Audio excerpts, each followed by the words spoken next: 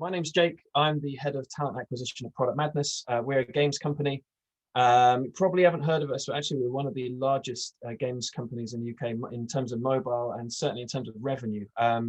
We're very well known by our players for our games, but we're really not well known as a company to our potential employees and candidates. So there's a lot of work we need to do there. But yeah, as Natasha touched on, I'm really big on metrics. I'm a judge for the in-house recruitment awards, and actually that's usually one of the biggest things I look out for. You know, you'll see a lot of people will make a generalized statement, but there's no metrics to it, and I love metrics. So without further ado, I'm going to jump right in. So to start with, you'll probably see the tracks on the side. I get really excited and I get really into my talks, and sometimes I get a little bit sidetracked. So they're just there to know that I've probably gone off on a bit of a tangent, but I will come back. So just starting with the most basic metric we can look at, overall overall cost. So we often are seen as a cost center. Some people say that we should be seen as a profit center, or we shouldn't be seen as a cost center. I don't think there's anything wrong with us being seen as a cost center, but I think it's important to know that we have a massive impact on the business, which I'll come on to later. Now, looking at this, if you look at the overall cost or the impact of talent acquisition, often you will find that companies will use agencies. They won't have an in-house team, and their costs go up and up and up. And then one of their mates down the pub says, "Oh, you should get one of them in-house teams." In-house team comes in place. The costs drop a lot, but I always say that once we have driven those cost reductions from usually a massive reduction in agency usage, that money should then be reinvested into the business. The reason that agencies beat us out to the punch a lot of the time is because they invest heavily in tools, and a lot of our companies don't take it as seriously as they do in terms of investment. We'll ask for the business for tools, but we won't get that investment. So in my opinion, yeah, the costs will drop, but then they should go back up a little bit. We should be investing into how we hire and how we recruit. So that's just a really, really basic metric to start us off with. Another thing is, like, why do we even measure agency spend? Don't worry, these are all made up stats. They're not from my company, so all good. But these are all made up. But that whole thing about how direct hiring percentage and how much we spend on agencies, and actually, why do we measure that? Is that actually an important metric for some companies? And I think you'll find actually for a lot of companies that time to hire is the most important metric. I don't know how many of you that resonates with, but certainly with me, the business I'm in, also interested in time to hire. When I joined this business, we had a 30% direct hiring ratio, which is obviously quite shocking. So the first thing I wanted to do was to increase that direct hiring ratio. But actually, the business turned around and said, we don't care about that. We want you to hire quicker. So that kind of brings us to this model that Neil actually shared with us about we see this a lot more usually with products, more with sales, but that how, you can only get two of these three things on this triangle. Now, I believe in recruitment, we get a little bit shortchanged here.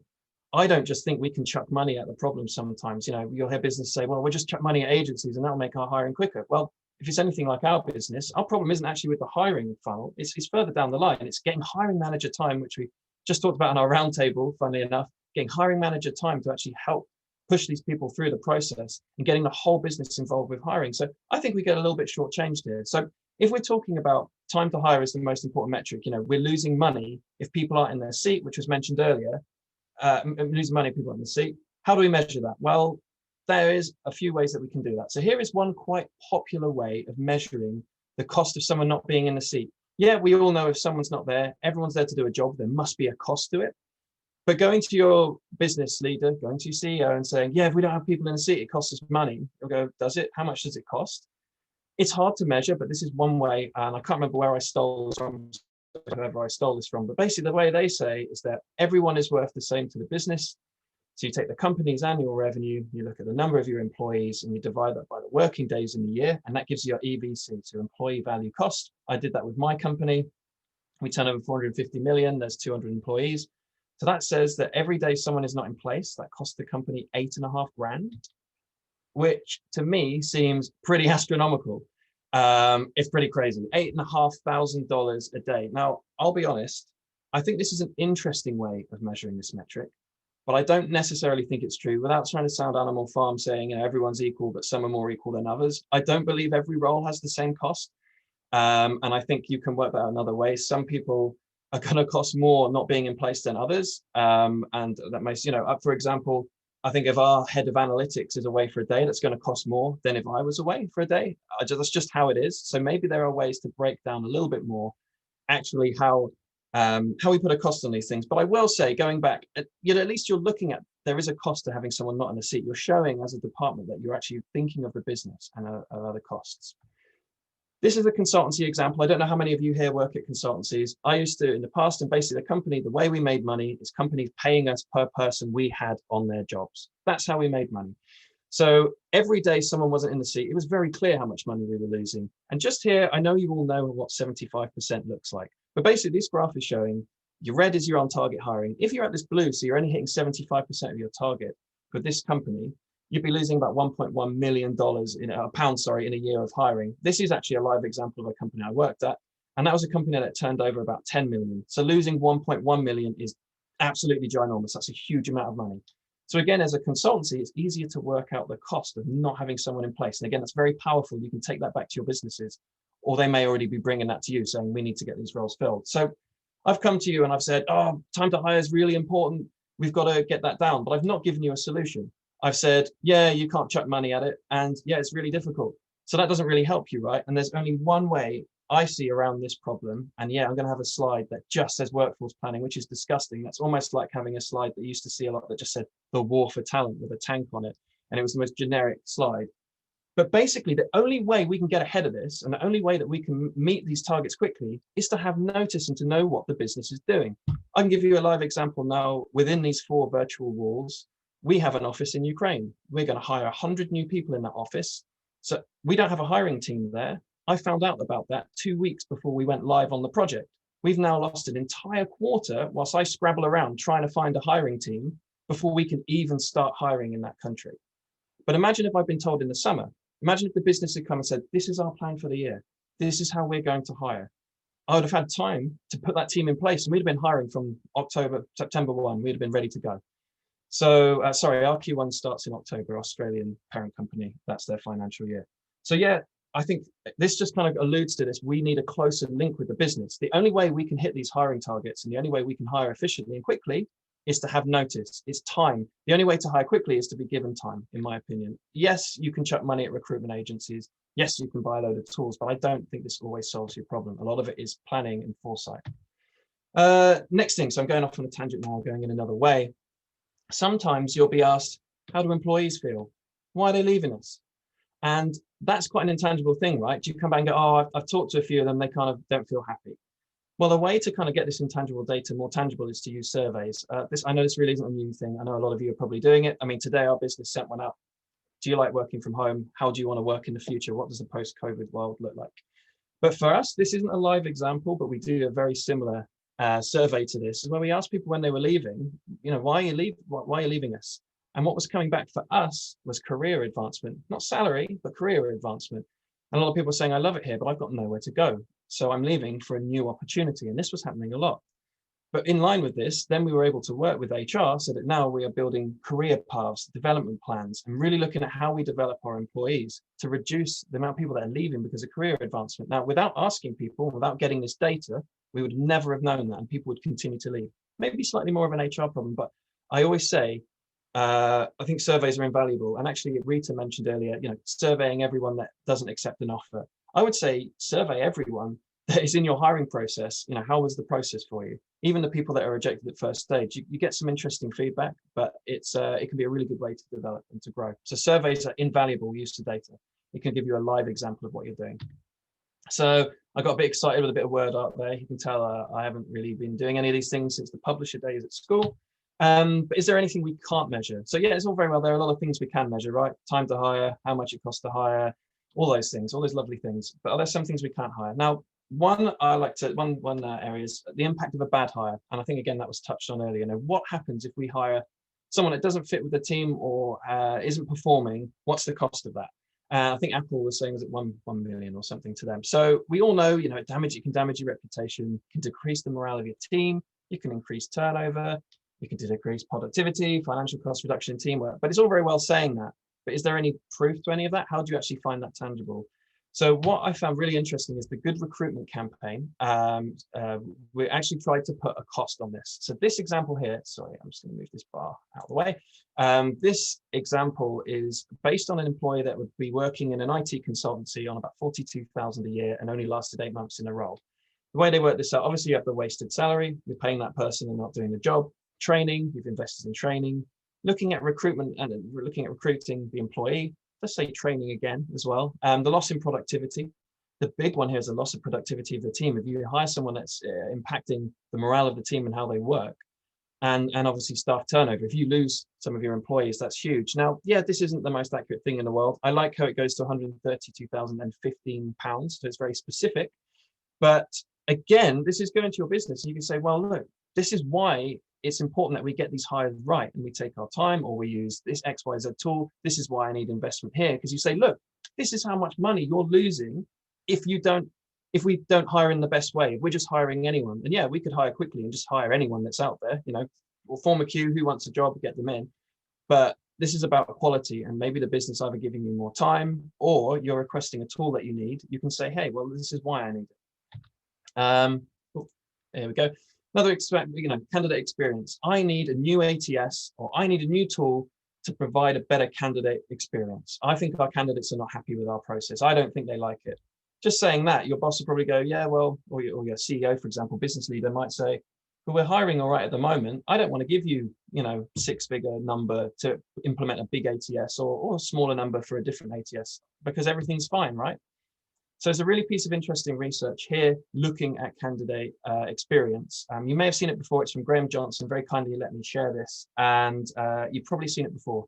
But I think this is one of the best examples of where a TA team has gone beyond just looking at our figures and has really thought about a business and how we can make a case to management for what we need to provide a better service. So Virgin Media hire an insane amount of customer support people. It's a huge, huge number.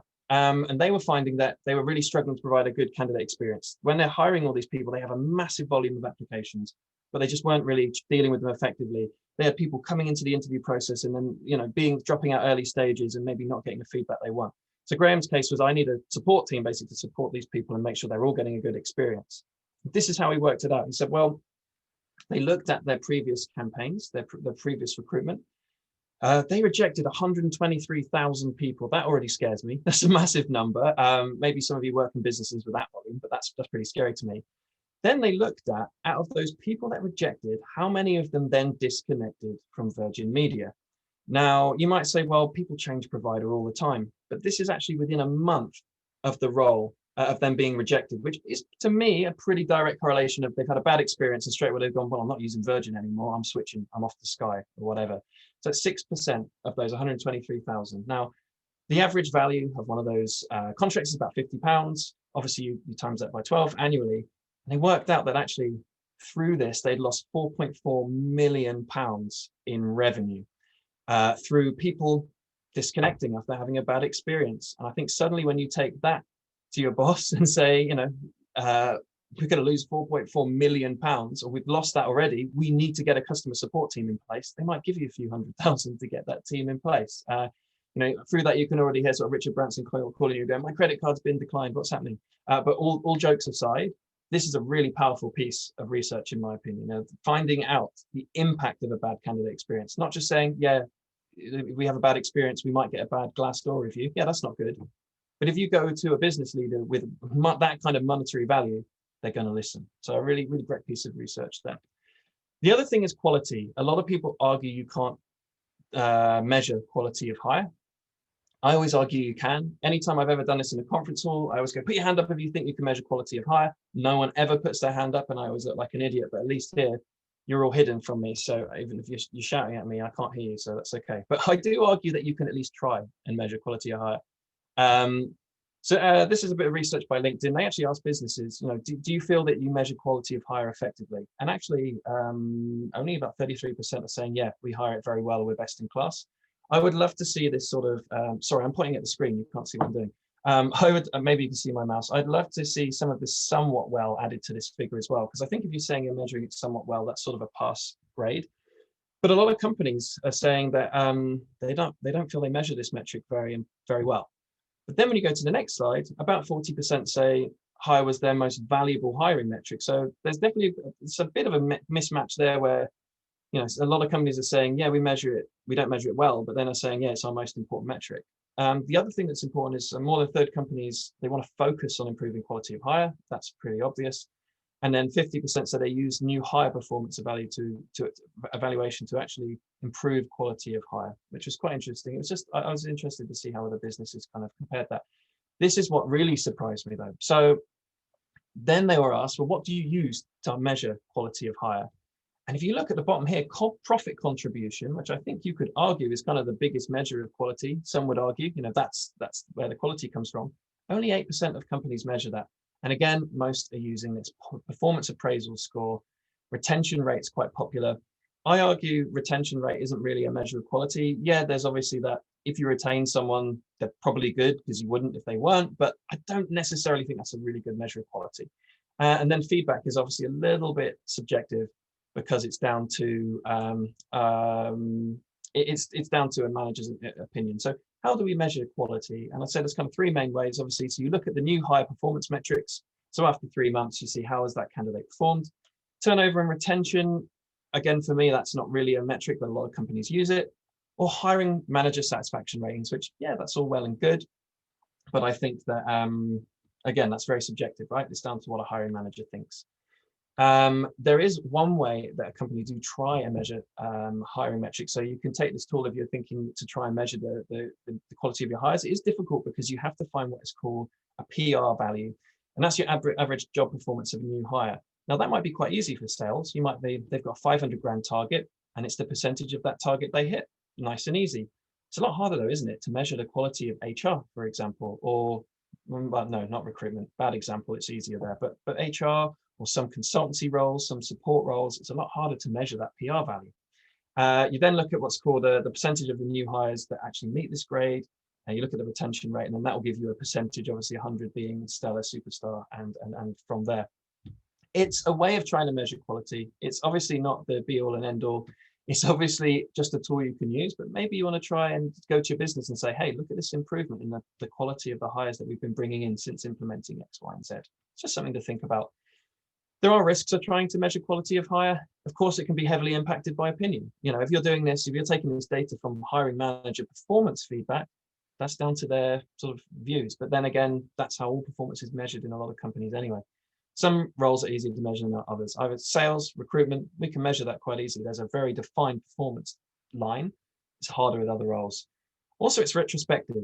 It's hard, I would say, impossible to measure the quality of a hire before you've hired them. The only way to measure the quality is once they're in the business, and then you've assessed from there. But some people may argue otherwise, and it'd be really cool to hear actually other companies that maybe do hire what they feel are quality before a candidate comes into the business, because that would be amazing. You might need to be Mystic Meg to do that, but I'd certainly love to hear it. I'm going to have a drink because we're in a way. And I wanted to come on to diversity and inclusion. So do we need to use data to help with our diversity and inclusion, how we hire more inclusively and more diverse? So I think the first thing to look at, this isn't really how to measure diversity, but it's to understand that diversity is more than just gender. So for example, in technology, I think for the longest time, it's all about gender. And I feel in the games industry where I work, that's a big thing as well, or more on sort of sexual orientation as well.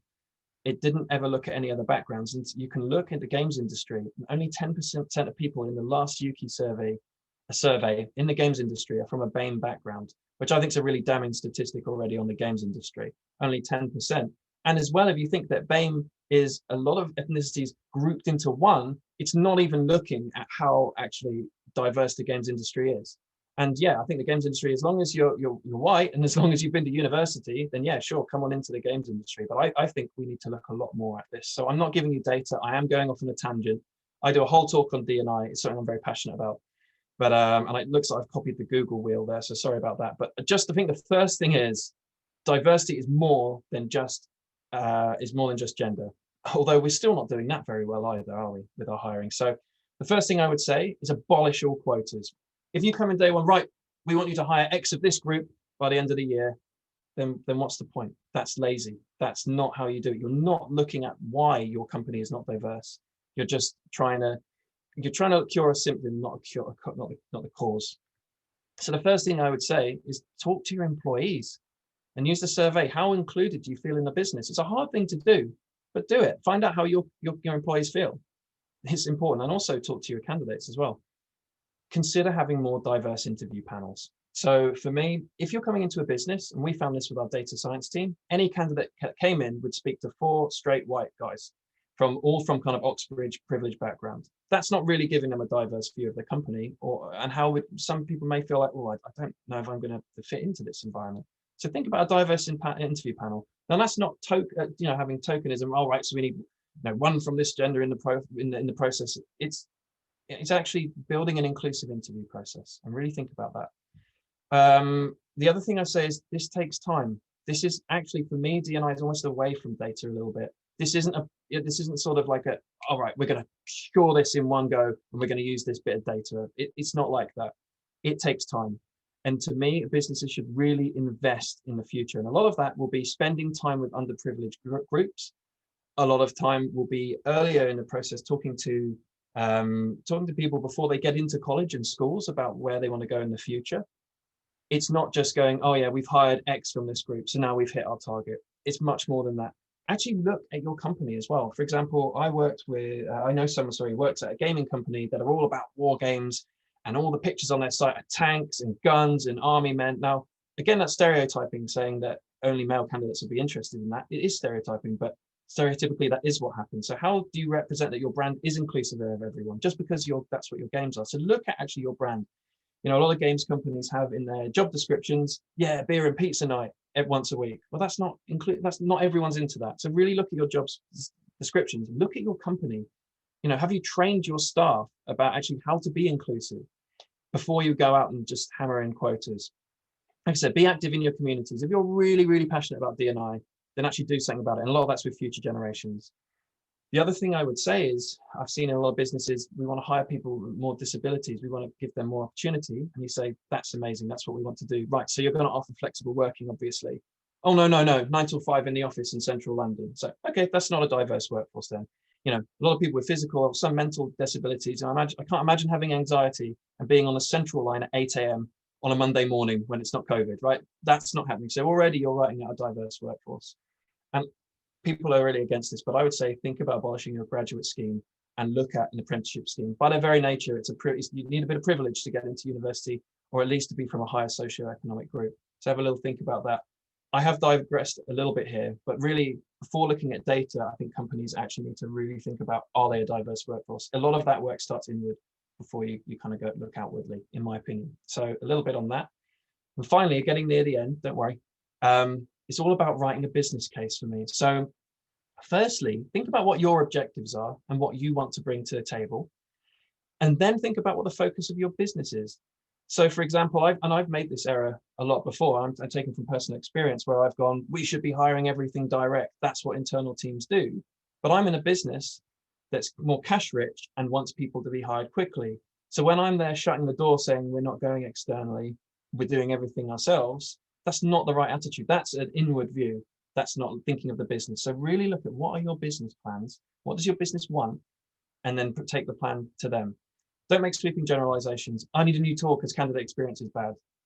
So what does that even mean? Have a look and think about data. And if you make a statement, back it up. Get some find research from somewhere, or use your own data to kind of back up what you're saying, and set clear objectives and SLAs from the start. I think it's really important. When you get given this sort of yearly plan, hopefully if this is what we're hiring, set that agreement with what you're going to do and how you're going to hire it, and what your budget is from there. I think businesses always like to see evidence. Again, going back to that example from Virgin, that stakeholder is going to listen to that number. They're going to listen to that 4.4 million because suddenly their trip to the Bahamas at Christmas is disappearing. Their bonus is disappearing before their very own eyes with these huge costs. And all jokes aside, they will listen. Big monetary numbers like that, businesses will listen. Saying, I need a new system for this, or I think we should hire this process or in this way, it's not enough. We need to show that we're business savvy, not just, as Neil said earlier, a soft and fluffy function. We're not. We do one of the most important jobs in the business. So quick summary. First thing is, I think, is define the key hiring priorities for your business and sit down with your leadership team. What do they want? What are they looking for? And how can you support that? Second thing I would say is make a business case to support your function and ensure its success, and get buy-in from the business early doors and back everything up with what you're saying. The third thing is, I think metrics are more than just a tool to justify the existence of TA. They can also show the function's impact across the business. This is a really big one for me. It always seems that we're trying to justify our existence by saying, yeah, through using us, you saved this in agency costs. That's kind of the only one we ever get. We saved you this cost. And we get seen as sort of this cost center and a soft function. And that's not true. We are doing one of the most important jobs in a business. How many CEOs and business leaders say, yeah, people are our most important asset, which is a horrible phrase, but they say it. And then when you go, oh, can I have this little investment to make recruiting better? Here's why. They'll go, oh, don't know about that. We are such an important function. We really, really are. And we should take pride in that, I think, and not always feel like we have to justify ourselves. In the roundtable we had earlier, someone made a very good point. I'm really sorry I forgot your name, but someone made a really, really good point that we're partners to the business. We're there to help. We're not just someone on the outside like customers, a service going, yes sir, no sir. We're part of the hiring process. And I think you can show the impact of your function more from just saving costs. But imagine if you can show, oh yeah, this is the kind of increase in the quality, or this is the decrease in the time to hire, and now you're, for a consultancy, we're now making extra money here, there. We can really show how we make a difference. Look, your workforce is more diverse now because of the way we've hired. There's so many things more we can do than just cost. Number 4 is an inefficient hiring function. It will seriously impact the success of the business. And this is true. We know that through research and data. If we're not given the support we need, just having someone not in a seat, maybe that way of finding the 8,500 wasn't the most accurate, but it certainly is a way of thinking about it. And everyone not in a seat, as Neil mentioned earlier, has a value. So that's really important. And number 5 is just not to make sweeping generalizations. Get your metrics, get all your evidence together, and then kind of turn your opinions into fact. So showing that you know what you need to do for your teams to succeed. So kind of get that fact there. I suppose the final thing actually, which is separate to this, but I think sometimes it's really easy to you probably looked at that, a lot of you will think, well, that's not rocket science, that's nothing new. But I think recruitment isn't necessarily rocket science. There is no magic wand. There's never a presentation you'll go to where someone goes, here's a sourcing wand, whatever, you're a sorcerer. Here you go, you swish that and all your roles will be filled. That doesn't exist. But I think sometimes, I remember my first talk I ever went to, and sorry for repeating this story to the people that are in the roundtable, the first talk I ever went to, it was about 10 years ago, my first in-house gig. It was a CIPD event. And I came away and thought, oh man, I'm so terrible at this job. They'd had John Lewis at that event going, oh, look at our Christmas advert. We're smashing hiring. And let's have a watch of the advert whilst we're here. And you had big companies like Google there saying everything's great. That's fine. But we all have our own challenges. We all have our own difficulties that we face. And I think actually a lot of us are doing a really great job. And often just having that reconfirmation that we are doing a great job. We are in really important roles. This is a really tough time. Some of the challenges people have gone through during COVID have been insane. So just keep at it. A lot of our colleagues and peers there's not a lot of work for a lot of us at the moment. So I think it's just to kind of confirm that we want to help all of those people and that we are doing a great job. So yeah, I kind of want to say that as well. I think it's been a really crazy time for all of us.